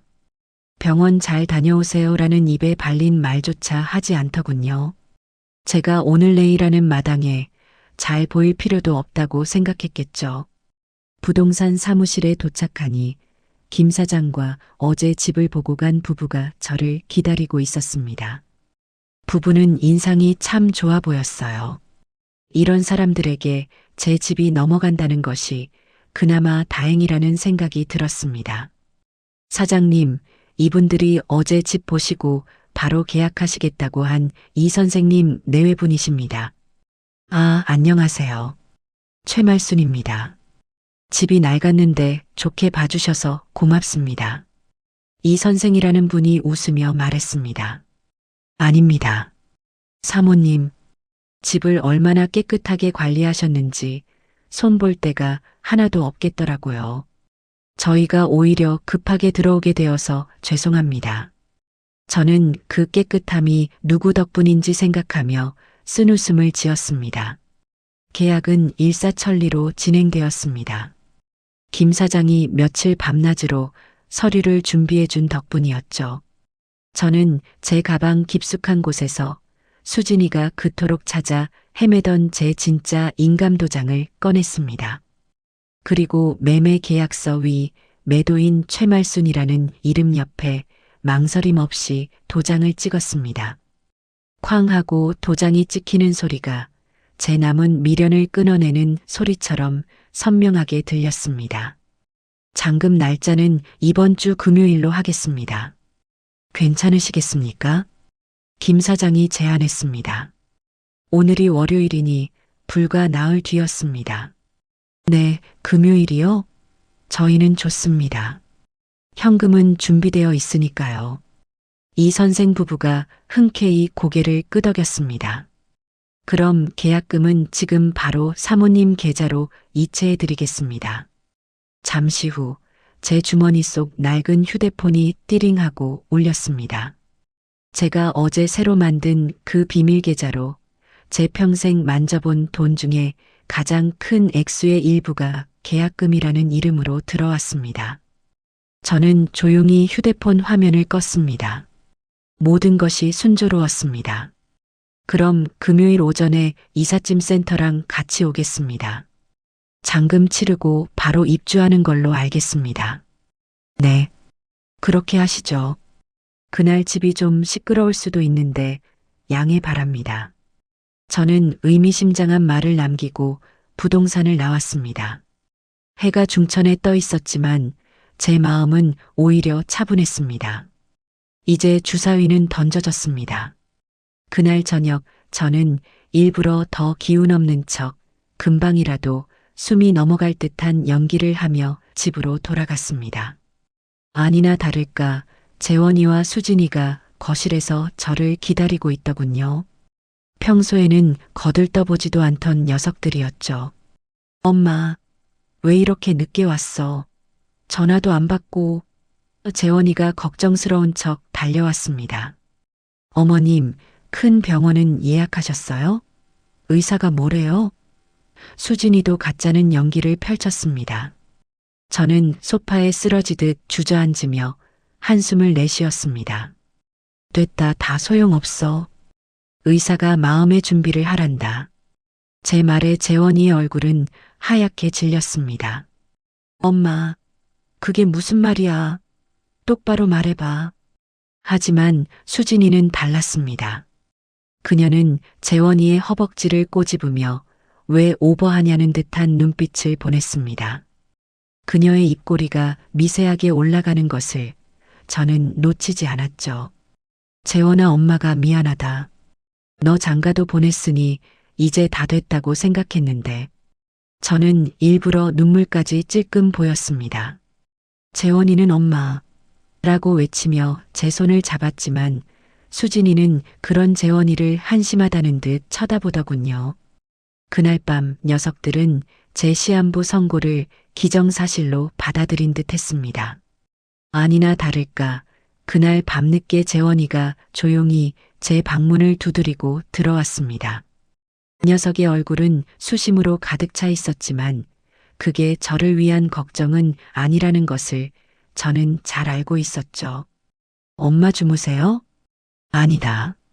잠이 와야 자지. 재원이는 낡은 교자상 앞에 무릎을 꿇고 앉았습니다. 그리고 한참을 뜸을 들이다가 어렵게 입을 열었죠. 엄마, 저기 수진이가 그러는데. 또 수진이 타령이었습니다. 제 아들은 이제 자기 머리로는 아무 생각도 못하는 등신이 되어버린 겁니다. 엄마, 어차피 몸도 안 좋으시고 병원도 계속 다니셔야 하잖아요. 이 집 관리하는 것도 힘드실 테고. 본론만 말해라. 피곤하다. 제 차가운 말에 녀석이 움찔했습니다. 그게 그러니까 이 집 그냥 제 앞으로 명예 이전해 주시면 안 돼요? 드디어 올 것이 왔습니다. 제가 아들이니까 제가 집주인이어야 엄마 병원비 때문에 대출이라도 받고 뭐든 할 거 아니에요. 수진이도 그게 마음이 편하겠다고 하고요. 병원비. 그럴듯한 핑계였습니다. 하지만 녀석의 눈동자는 탐욕으로 흔들리고 있었습니다. 제가 죽고 나면 이 집이 온전히 자기 것이 될 텐데 혹시라도 제가 마음을 바꿔 집을 팔아버리거나 다른데 기부라도 할까봐 미리 선수 치려는 속셈이었죠. 저는 재원이를 물끄러미 바라보았습니다. 제가 목숨처럼 아끼던 아들이었습니다.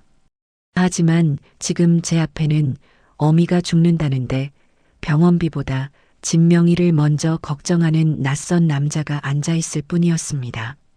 생각 좀 해보마. 머리가 아프다. 엄마, 지금 그게 나가봐. 피곤해. 재원이는 무언가 더 말하려다 제 단호한 태도에 입을 다물고 방을 나갔습니다.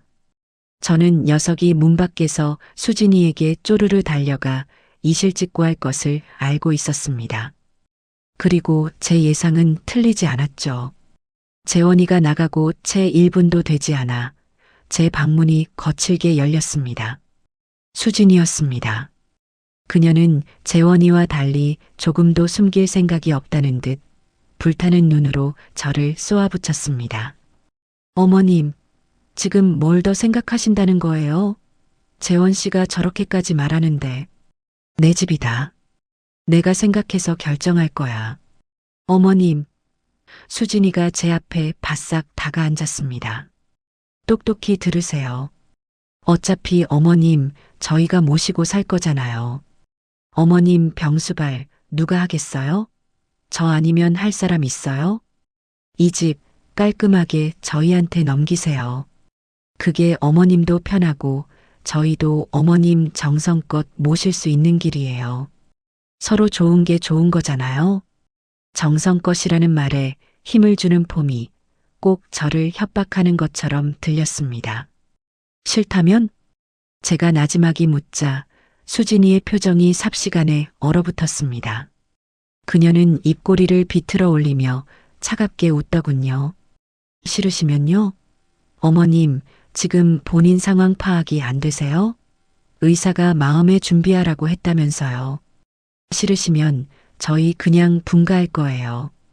당장 내일이라도 짐 쌀 겁니다. 어머님 병원비요? 저희가 왜 돼요? 남편 빚 때문에 여기 들어와서 어머님 균덩어리 취급받으면서 산 것도 지긋지긋한데 이제 병수발까지 하라고요? 꿈도 꾸지 마세요. 그녀는 숨도 쉬지 않고 쏘아붙였습니다.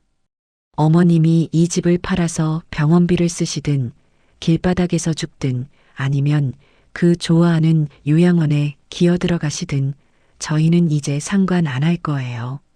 재원 씨도 당연히 제 말 따를 거고요. 저희는 어머님 다신 안 볼 겁니다. 평생이요. 이것이 제 며느리의 그리고 제 아들의 민낯이었습니다. 어미가 죽는다는데 집을 넘기지 않으면 병원비도 못 대주고 버리고 가겠다는 협박. 저는 더 이상 망설일 필요가 없었습니다. 저는 그들을 바라보며 아주 천천히 그리고 힘겹게 고개를 끄덕였습니다. 알았다, 알았어. 내가 졌다. 그렇게까지 말하는데 내가 별 수 있겠니? 너희 뜻대로 해주마. 서류 준비하거라. 제 말에 수진이의 얼굴이 환희로 활짝 펴지는 것을 보았습니다. 그녀는 기쁨을 감추지 못하고 재원이의 팔을 흔들었습니다. 맞죠, 재원 씨. 어머님이 허락하셨어. 진작 이러셨으면 얼마나 좋아요. 그녀는 당장이라도 춤이라도 출 기세였습니다. 그럼 제가 아는 법무사 통해서 서류 빨리 준비할게요. 어머님 마음 변하시면 안 돼요. 그래, 안 변한다. 내일 당장 처리하거라. 네. 어머님, 푹 주무세요. 아이고, 속 시원해. 수진이는 콧노래까지 흥얼거리며 재원이를 끌고 방을 나갔습니다. 녀석들은 제가 증여 서류에 도장을 찍어줄 것이라고 철석같이 믿고 있겠죠. 저는 닫힌 방문을 바라보며 차갑게 웃었습니다. 그래, 너희 소원. 아주 비싼 값으로 들어주마. 너희가 그토록 원하던 그 서류가 너희 인생을 나락으로 떨어뜨릴 서류가 될 줄은 꿈에도 모르고 있겠지. 저는 그들의 승리에 찬 웃음소리를 들으며 금요일 아침이 오기만을 기다렸습니다. 다음 날 아침 수진이는 어젯밤의 흥분이 가라앉지 않은 듯 평소와 달리 아주 상냥한 태도로 제 방문을 두드렸습니다. 어머님, 주무셨어요? 아침 진지 차려드릴까요? 진지. 며느리 입에서 그 단어를 들어본 것이 얼마만인지 모르겠습니다. 제가 죽는다니, 집을 넘겨준다니, 그제야 제가 사람으로 보이기 시작한 모양이었죠. 됐다. 입맛 없다. 너는 법무사인가 뭔가 그거 알아본다더니 어찌 되었느냐. 아, 네. 지금 바로 만나러 가려고요. 어머님, 법무사님이 그러시는데 어머님 신분증이랑 제일 중요한 인감도장이랑 인감증명서가 필요하대요. 그것만 있으면 오늘이라도 당장 서류 접수할 수 있다던데. 수진이가 제 눈치를 살피며 말했습니다. 도장과 신분증, 제 모든 재산을 넘길 수 있는 가장 중요한 물건들이었죠. 그래, 그게 어디 있더라. 내가 늙어서 잘 모르겠네. 저는 일부러 기억이 안 나는 척 머리를 짚었습니다. 어머님, 그게 무슨 말씀이세요? 장롱 서랍이나 그런 데 없어요? 빨리 찾아보세요. 오늘 처리해야 한다고요. 수진이가 제 방으로 멋대로 들어와 서랍을 뒤지려고 했습니다. 가만두거라. 내가 찾는다. 저는 녀석을 제지하고 장롱 맨 아래 서랍, 낡은 편지함 속을 뒤적였습니다. 그리고 그 안에서 제가 시장에서 5,000원 주고 판 아무데나 쓰던 막도장을 하나 꺼냈습니다. 이건가? 수진이는 제 손에서 도장을 낚아채듯 가져갔습니다. 도장에 새겨진 최말순이라는 이름을 확인하고는 얼굴이 환해졌죠. 맞네요. 아이고, 어머님. 이걸 이렇게 깊이 숨겨두시면 어떡해요. 그럼 신분증은요? 신분증은 내 지갑에 있다. 저는 제 지갑에서 신분증을 꺼내 건넸습니다. 수진이는 그것들을 마치 전리품처럼 소중하게 자기 가방에 챙겨 넣었습니다. 좋아요. 그럼 저 법무사 만났다가 동사무소 가서 인감증명서 떼고 와. 인감증명서는 본인이 가셔야 한다던데. 어머님, 저랑 같이 동사무소 가실 수 있죠? 아이고, 나 죽는다. 저는 타이밍 좋게 교자상 위로 쓰러지는 신용을 했습니다. 어제 너희랑 얘기하고 기운을 다 썼는지 도저히 한 발짝도 못 움직이겠다. 내일 가자. 응? 네. 어머님, 지금 그게 무슨... 수진이가 기가 막힌다는 듯 소리쳤습니다. 하지만 저는 눈을 감고 신음소리만 냈죠. 나 죽는다, 나 죽어. 아, 진짜. 이 중요한 때에. 아, 저 늙은이가 진짜. 수진이는 분을 이기지 못하고 제 방에서 발을 쿵쿵 구르며 소리쳤습니다. 하지만 곧 죽는다는 시어머니를 억지로 끌고 갈 수는 없었겠죠. 알았어요. 알았다고요. 그럼 오늘은 제가 법무사랑 서류 먼저 준비하고 있을 테니까. 내일은 아침 일찍 저랑 무조건 동사무소 가시는 거예요. 아셨어요? 그래. 내일은 꼭 가마. 수진이는 막도장과 제 신분증을 챙겨 들고 분이 안 풀리는 얼굴로 쾅 소리 나게 현관문을 닫고 나갔습니다. 저는 닫힌 문을 보며 조용히 웃었습니다. 그래, 수진아. 어디 실컷 뛰어다녀 보거라. 어차피 그 도장으로는 너가 할 수 있는 게 아무것도 없을 텐데. 저는 그녀가 그 막도장을 들고 법무사에게 갔다가 문전박대를 당하고 돌아올 모습을 상상했습니다. 하지만 그건 제 알 바 아니었죠. 수진이와 재원이가 모두 집을 비운 그날 낮. 드디어 제게도 기회가 왔습니다. 어제 시한부 연기를 하며 오늘을 위해 일부러 내일은 정말 못 일어나겠다. 병원도 못 가겠다고 밑밥을 깔아둔 터였습니다. 녀석들은 제가 하루 종일 방에 누워 끙끙 앓고 있을 거라고 생각했겠죠.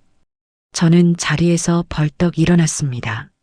아픈 기색은 어디에도 없었죠. 저는 먼저 며칠 전 미리 연락해둔 보관 이사업체에 전화를 걸었습니다. 네, 지금입니다. 1시간 뒤에 와주세요. 짐은 아주 적습니다. 그리고 저는 제 방을 정리하기 시작했습니다.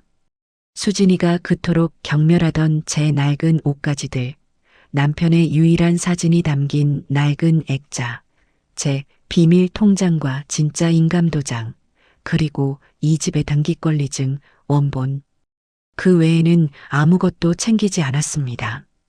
수진이가 사준 교자상도 저를 격리했던 그 어떤 물건도 가져갈 필요가 없었죠. 짐이라고 해봐야 작은 박스 2-어 개가 전부였습니다.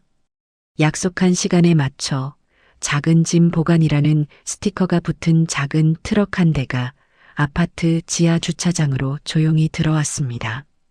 저는 인부 2사람과 함께 엘리베이터를 타고 짐을 날랐습니다.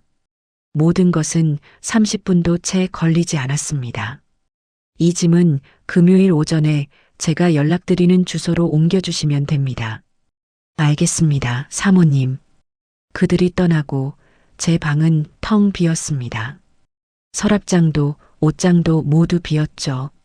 하지만 겉보기에는 아무 티가 나지 않았습니다.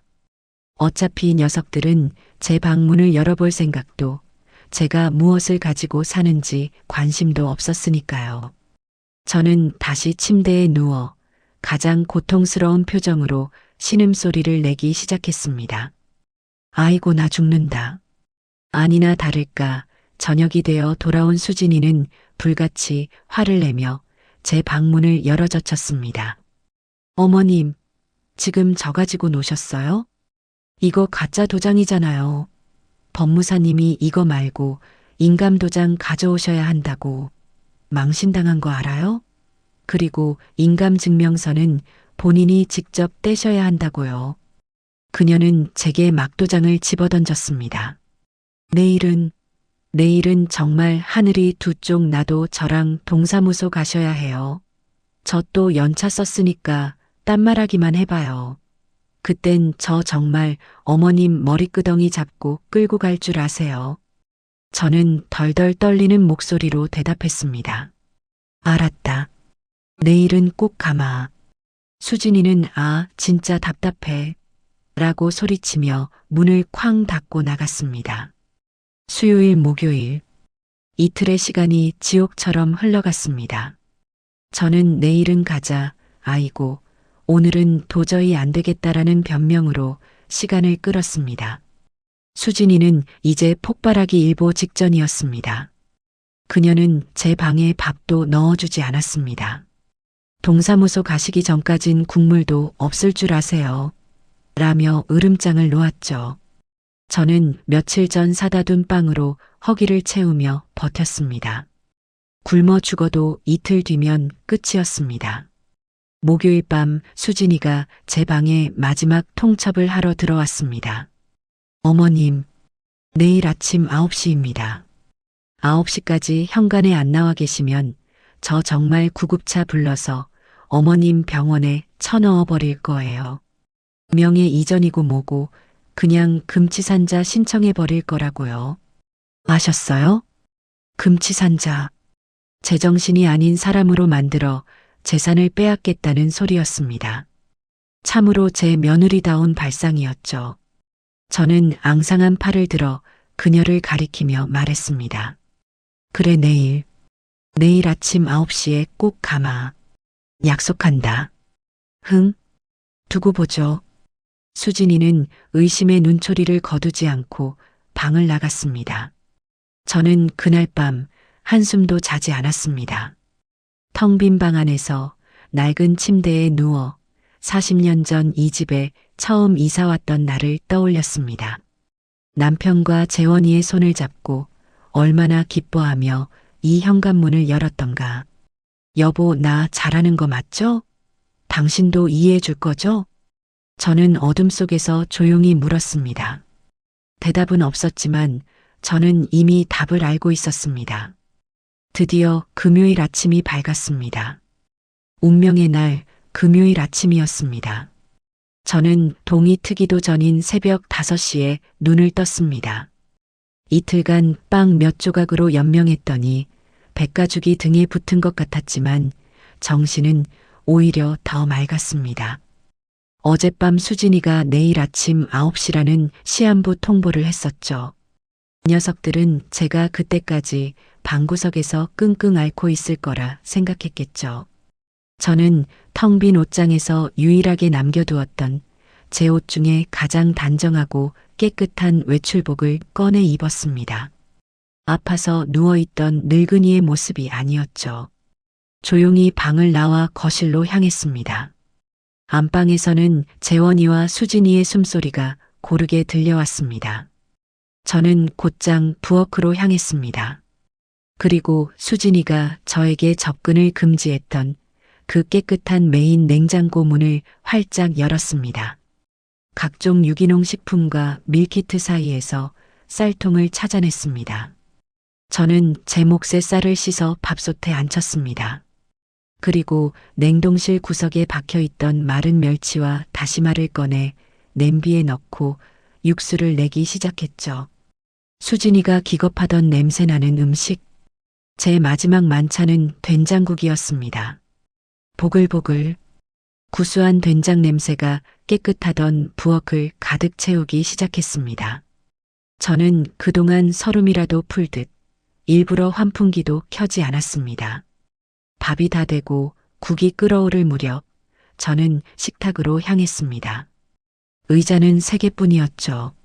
제가 앉을 자리는 없었습니다. 저는 망설임 없이 재원이가 앉는 자리에 놓인 의자를 빼서 앉았습니다. 그리고 보란 듯이 밥과 국을 식탁에 차려놓고 숟가락을 들었습니다. 바로 그때였습니다. 킁킁, 아, 이게 무슨 냄새야.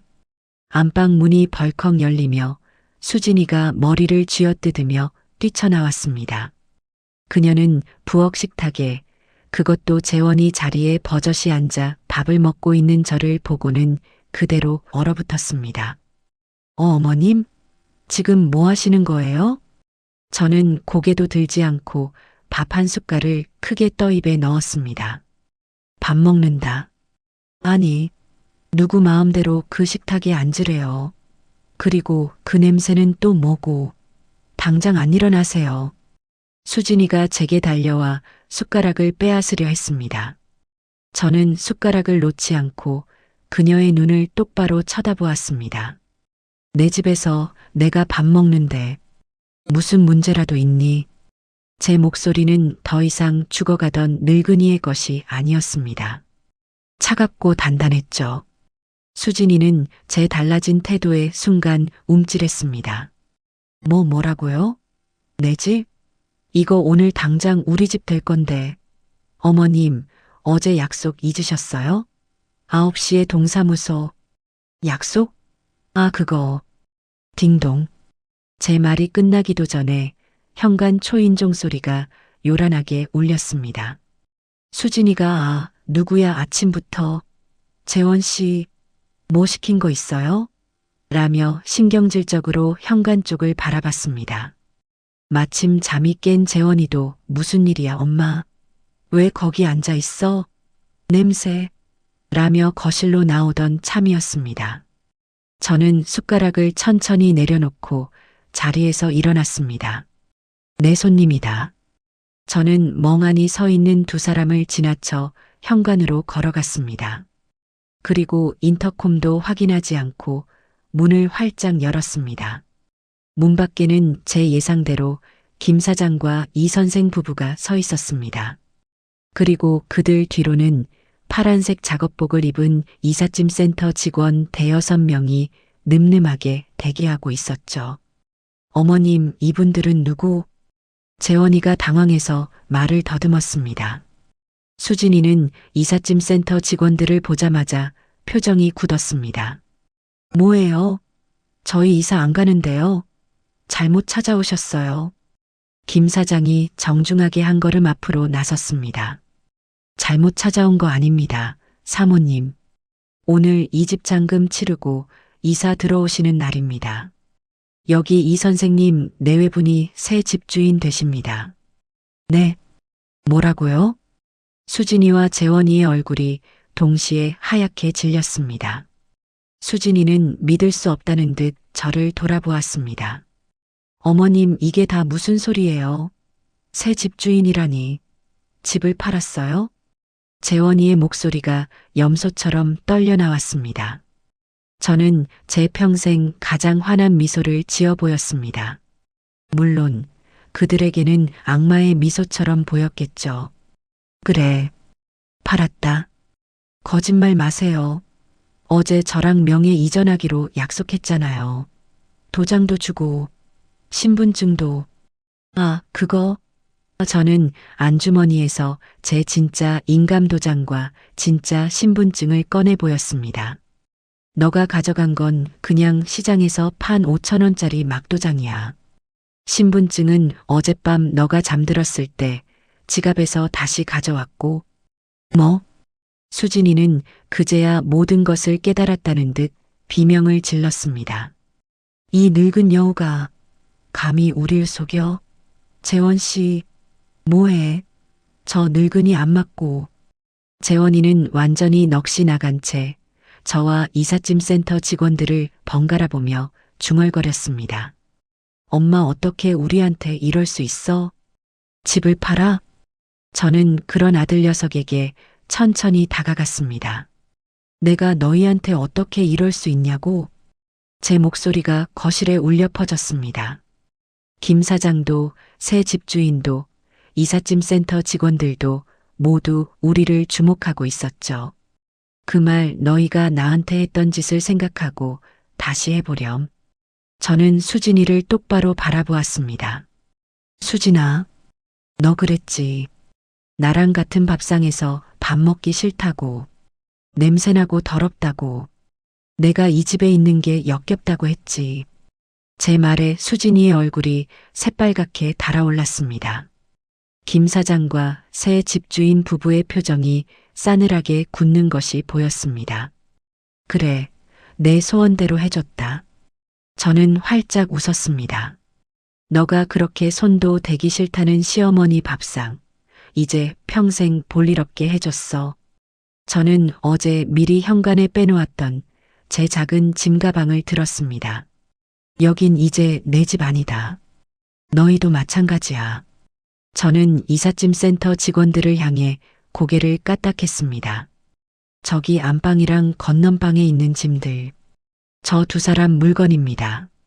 싹 다 빼서 1층 화단 앞에 내려놔 주세요. 이분들이 새 주인이시니까 빨리 비워드려야죠. 네, 사모님. 직원들이 일사불란하게 빈 박스를 들고 안방으로 향했습니다. 안 돼. 수진이가 미친 사람처럼 소리치며 그들 앞을 막아섰습니다. 당신들 뭐야? 남의 집에 함부로 들어오지 마. 경찰에 신고할 거야. 이건 우리 집이야. 김 사장이 매매 계약서를 꺼내 들었습니다. 사모님, 법적으로 오늘부로 이 집 소유권은 이 선생님 부부에게 있습니다. 집행관 부르기 전에 좋게 나가시죠. 싫어. 못 나가. 재원 씨, 뭐 하냐고. 저것들 안 끌어내고. 하지만 재원이는 그 자리에 주저앉아 넋나간 사람처럼 엄마라는 말만 반복할 뿐이었습니다. 저는 그런 두 사람을 마지막으로 한번 쳐다보았습니다. 그리고 새 집주인 부부에게 정중하게 고개를 숙였죠. 이사 첫날부터 소란스럽게 해서 정말 죄송합니다. 짐은 금방 빠질 겁니다. 집 관리는 저 며느리가 아주 깨끗하게 해놔서 아마 손볼 곳도 없을 겁니다. 새 집주인 아주머니가 제 손을 잡으며 말했습니다. 아닙니다. 사모님, 그동안 고생 많으셨어요. 저는 그 말을 끝으로 현관문을 향해 걸어갔습니다. 수진이가 제 머리채라도 잡을 듯이 달려들었지만 이삿짐 센터 직원이 앞을 막아섰습니다. 가지마. 이 늙은 여우야. 내 집 내놔. 당장 이 계약 취소하라고. 저는 문을 열고 나가려다 마지막으로 재원이를 돌아보았습니다. 아, 그리고 재원아. 너희가 그토록 원하던 너희 집에서 너희끼리 깨끗하게 한번 잘 살아보거라. 저는 덧붙이는 것을 잊지 않았습니다. 길거리에서 저는 그 말을 끝으로 지옥 같았던 그 집을 나왔습니다. 제 등 뒤로 수진이의 악에 바친 비명소리와 재원이의 절망적인 울음소리, 그리고 이삿짐 센터 직원들이 짐을 빼내는 소리가 뒤엉켜 들려왔지만 저는 단 한 번도 뒤돌아보지 않았습니다. 아파트 1층 현관을 나서자 눈부신 아침 햇살이 제 얼굴 위로 쏟아졌습니다. 저는 깊게 숨을 들이마셨습니다. 40년 만에 처음